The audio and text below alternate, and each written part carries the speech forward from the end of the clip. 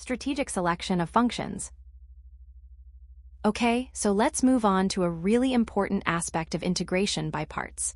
Now, remember in the previous section, we learned how to do integration by parts. We derived the formula itself. This slide is all about making that formula actually work for us efficiently. Let's look at the formula again. It states that the integral of f of x times g of x with respect to x, and I'm saying f of x and g of x to represent the functions f and g as functions of x, is equal to f of x times the integral of g of x with respect to x minus the integral of f prime of x, that's the derivative of f of x, times the integral of g of x with respect to x, with respect to x. Now this formula looks pretty neat and tidy, doesn't it? But here's the catch. While the formula itself isn't too hard to grasp, the biggest hurdle when using integration by parts isn't actually doing the integration. It's deciding which function, f of x or g of x, to call the first function and which to call the second function. Think of it like this: you have the right tools, but you need to use them in the right order. A smart choice of which function is f and which is g will make the integral much simpler to solve. But, and this is crucial, a wrong choice can actually make the integral more complicated than the one you started with. So, we need a strategy, and that's what we'll be focusing on in the following slides. We'll learn a handy little rule to help us make the best decision. The logic behind the selection. Okay, so let's move on to understanding how we actually choose which function is f of x and which is g of x. Remember from the previous slide, we now have the formula for integration by parts, but applying it effectively is where the challenge lies. This slide explains the logic behind making that crucial decision. The overarching goal of using integration by parts is to transform the original integral into something easier to solve. Specifically, we want to make sure that the second integral that appears in our formula, that's the integral of f prime of x times the integral of g of x with respect to dx, is simpler than what we started with. Think of it like this: we're strategically shifting the complexity. To do this successfully, we need to be smart about our choices. We choose f of x to be a function that simplifies when we take its derivative. So, something that gets nicer after we apply d by dx to it. And we choose g of x to be a function that is relatively easy to integrate, something we already know how to find the integral of. Now, to make this selection process consistent and avoid guesswork, mathematicians have developed a handy little tool called the ILATE rule. It's essentially a priority list. The function that appears earlier in the ILATE list is the one we should choose as our f of x. We'll look at the ILATE rule itself on the next slide, but this slide sets the stage for understanding why we use it. It's all about making the integration process manageable and, ultimately, solvable. The ILATE priority list. Let's break down ILATE. The I stands for inverse trigonometric functions. These are things like arcsine of x or sine inverse of x and arctangent of x or tangent inverse of x. Next, L represents logarithmic functions. Think of the natural logarithm of x or just log x. Moving on, E is for algebraic functions. This covers your polynomials, things like x squared, 3x, or even the square root of x. Then we have T, which stands for trigonometric functions. These are your standard sine x, cosine x, tangent x, and so on. And finally, E represents exponential functions, like e to the power of x, or 2 to the power of x. Okay, so we've talked about why choosing the right functions for integration by parts is so important. It can make the difference between a solvable problem and a really difficult one. Now, we need a systematic way to make that choice. That's where this slide comes in. This slide introduces what we call the ILATE rule. It's a handy mnemonic, a memory aid, to help us decide which function should be our f of x. The function will differentiate. Remember, we want to differentiate a function that simplifies when we take its derivative. The key thing to remember is the order. ILATE tells us the priority. The function that appears first in this list is the one we should choose as our f of x. So, if you're looking at an integral with, say, a logarithm and an algebraic function, you'd choose the logarithm as f of x, because L comes before a in ILATE. We'll see this in action on the next few slides with some examples, but this rule is your guiding principle for making the best choice in integration by parts. It's not foolproof, but it's a great place to start and will save you a lot of headaches. Detailed guidelines for selection. Okay, let's move on to a more detailed look at how to choose our functions for integration by parts. As we discussed on the previous slides, selecting the right function to be f of x and g of x is crucial. This slide focuses on a specific scenario, when to choose an algebraic function as our f of x. Now, an algebraic function is essentially a polynomial, something like x squared or 3x, and even just the square root of x. This slide tells us that if your integral, that is, the function you're trying to integrate, contains a polynomial multiplied by a trigonometric function, like sine x or cosine x, or an exponential function, like e to the power of x, then you generally want to choose the polynomial as your f of x. Let me explain why. The key idea behind integration by parts is to simplify the integral. And polynomials are fantastic at becoming simpler when we take their derivatives. Think about it. If you have x squared, its derivative is 2x. If you take the derivative of 2x, you get 2. Notice what's happening?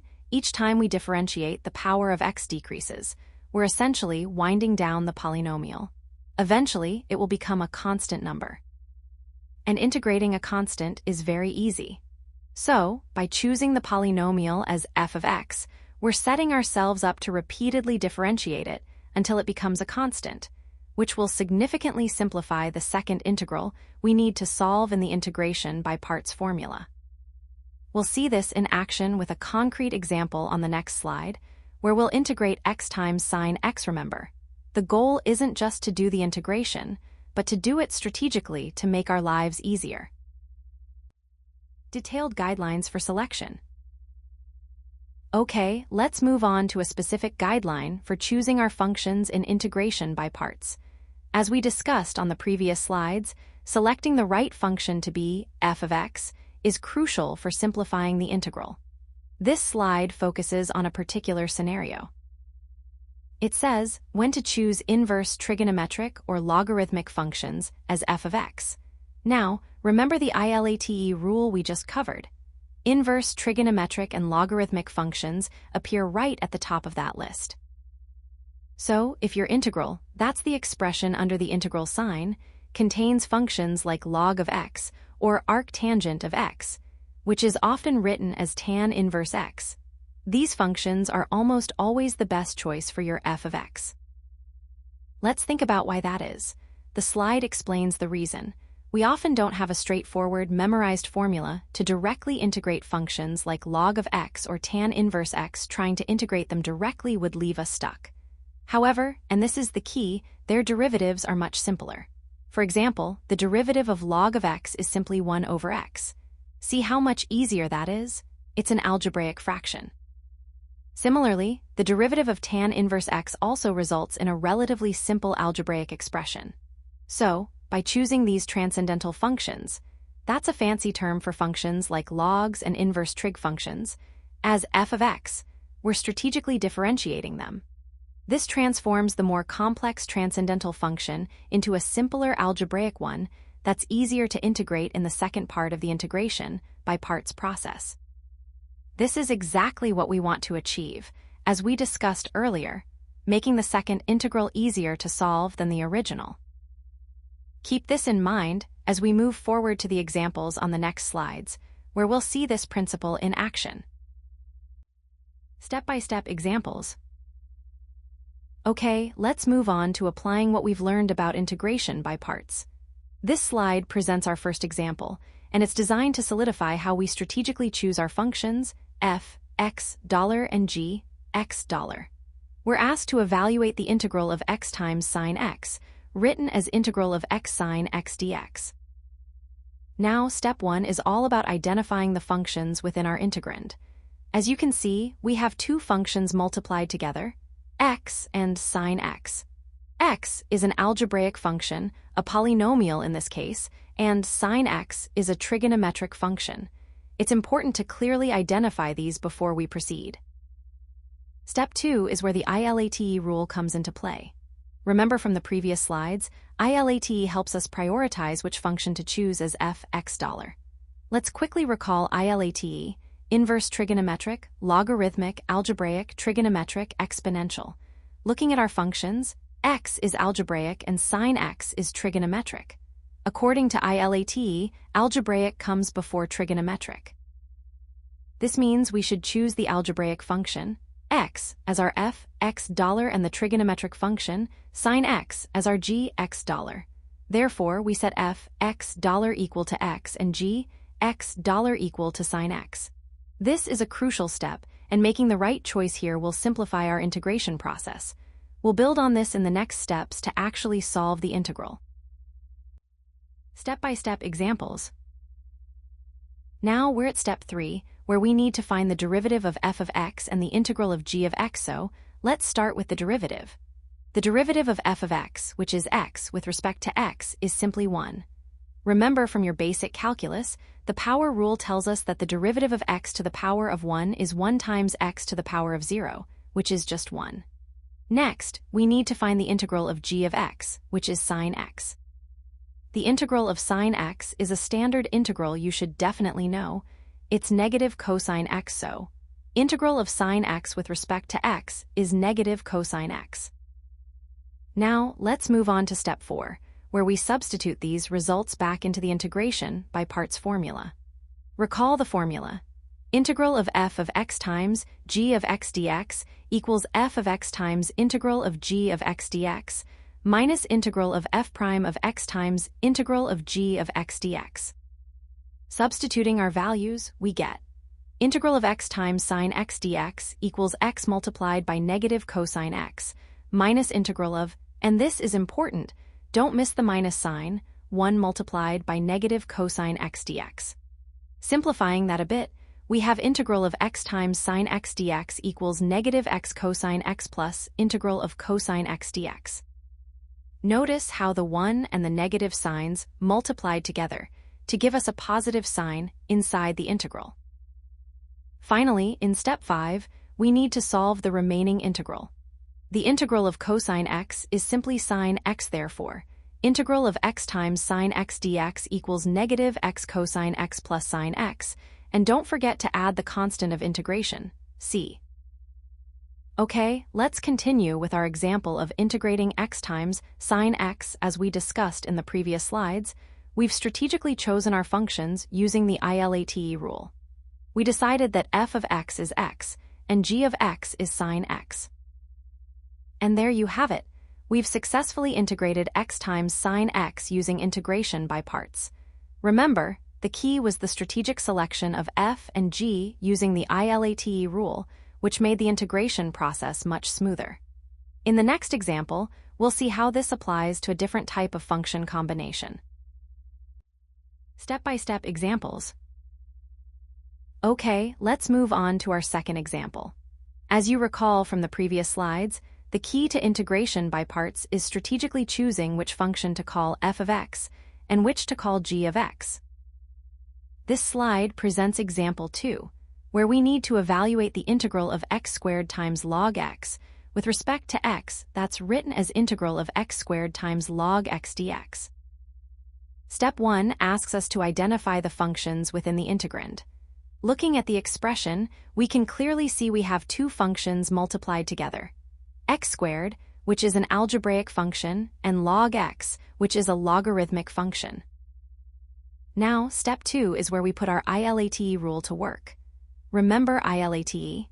It stands for inverse trigonometric, logarithmic, algebraic, trigonometric, and exponential. It helps us prioritize which function to choose as f of x according to ILATE. The logarithmic function comes before the algebraic function. Therefore, to simplify our integral, we'll designate log x as our f of x, and x squared as our g of x, so f of x equals log x, and g of x equals x squared. This is a crucial step, and getting it right sets us up for a much easier integration process. In the next steps, we'll find the derivative of f of x and the integral of g of x, and then plug those into our integration by parts formula. We'll build on this foundation in the following slides, so make sure you understand this selection process before we move forward. Step-by-step examples. Now, step 3 asks us to find the derivative of our chosen f of x, which we determined, using ILATE, was the natural logarithm of x, and the integral of our g of the x, which was x squared. So let's start with the derivative. The derivative of the natural logarithm of x, denoted as d by dx of log x, is simply 1 over x. That's a standard derivative you should definitely have memorized. Next, we need to find the integral of x squared. The integral of x squared dx is x cubed over 3, plus our constant of integration, but we'll hold off on adding the constant until the very end. Alright, now we move on to step 4, where we substitute these results back into our integration by parts formula. Recall, the formula is integral of f of xg of x dx equals f of x times the integral of g of x dx, minus the integral of f prime of x times the integral of g of x dx. Let's plug in what we found. We have the integral of x squared log x dx equals log x, multiplied by x cubed over 3, minus the integral of f prime of x, which is 1 over x, multiplied by the integral of g of x, which is x cubed over 3 dx. Simplifying that a bit, we get the integral of x squared log x dx equals x cubed over 3 times log x, minus the integral of x2 over 3 dx. Notice how we've simplified that fraction inside the integral. Finally, in step 5, we need to solve that remaining integral. So, we have the integral of x squared log x dx equals x cubed over 3 times log x, minus 1/3 times the integral of x squared dx. Now, we already know the integral of x squared dx is x cubed over 3.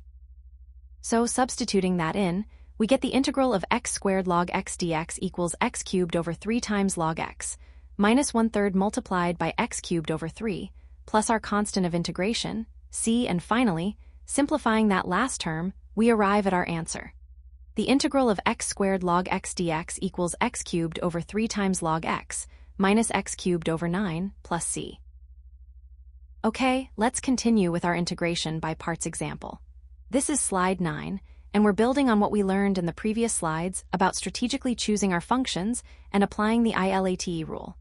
Remember, we're tackling the integral of x squared times the natural logarithm of x, written as integral of x squared log x dx.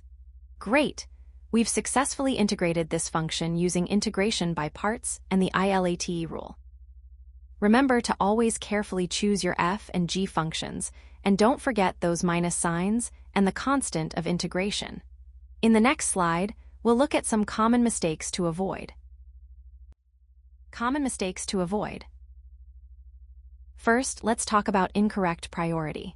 A very frequent mistake students make is thinking, oh, this function looks easier to integrate, so I'll make that my f of x, but remember, and this is crucial, we don't integrate f of x directly in the first step. We differentiate it. So, choosing based on ease of integration is the wrong approach.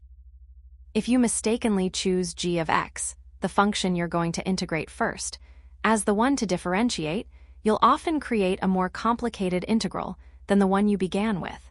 It defeats the whole purpose of simplifying things with integration by parts. Next, we have sign errors.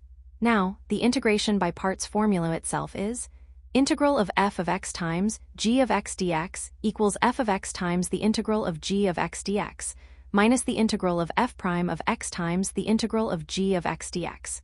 It's easy to get tripped up by that minus sign.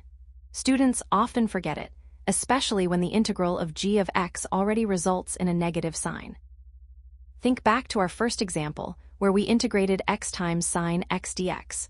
We had a negative cosine x appear, and it's easy to lose track of the minus sign in the overall formula. Double-check that sign every time. Finally, ignoring the ILATE order. This is a big one. Let's say you're faced with integrating the natural logarithm of x a common, but incorrect approach is to treat one as f of x and log x as g of x. However, we know from the ILATE rule, inverse trigonometric, logarithmic, algebraic, trigonometric, exponential, that logarithmic functions take priority. The integral of log x directly isn't a standard formula you dememorize. But the derivative of log x is simply 1 over x, which is much easier to work with. So, always prioritize the logarithmic function as f of x. Okay, let's move on to this slide, which highlights some common pitfalls to avoid when tackling integration by parts. It's good to be aware of these before you get stuck, so we can prevent frustration. By keeping these common mistakes in mind and consistently applying the ILATE rule, you'll significantly improve your success with integration by parts. Now, let's wrap things up with a quick review of the key takeaways on the next slide. Key takeaways. The very first point to remember is that when you're tackling an integral using integration by parts, how you choose your functions, f of x and g of x, is absolutely crucial. A good choice will make the problem manageable, while a poor choice can actually make it more difficult than where you started. We've seen this in action with our examples, haven't we? Next, and this is where we standardize our approach, we have the ILATE rule. This is your go-to guide for selecting f of x. Let me spell it as you see it. I stands for inverse trigonometric functions. Things like arcsin x or arctan xl is for logarithmic functions, like the natural log of xa represents algebraic functions, polynomials like x squared, or even just plain xt is for trigonometric functions, sine x, cosine x, and so on. And finally, e stands for exponential functions, like e to the power of x. So, when you're looking at an integral, you scan your integrand to see which of these function types appears. The function that comes first in the ILATE list is the one you should choose to be your f of x. Remember, we're not necessarily looking for the easiest to integrate, but the one that simplifies when we differentiate it. And that brings us to the final point. The whole point of choosing f of x this way is to ensure that its derivative, f prime of x, simplifies the integral we're left with in the second part of the integration by parts formula. We want to transform that more complicated integral into something we can actually solve. Think of it as strategically reducing the complexity with each step. Okay, let's recap everything we've learned about integration by parts with these key takeaways. Now, with these key takeaways in mind, you'll be well equipped to tackle a wide range of integration by parts problems. We've covered the theory, the rule, and the reasoning behind it. Let's move on and practice applying these concepts to even more challenging integrals.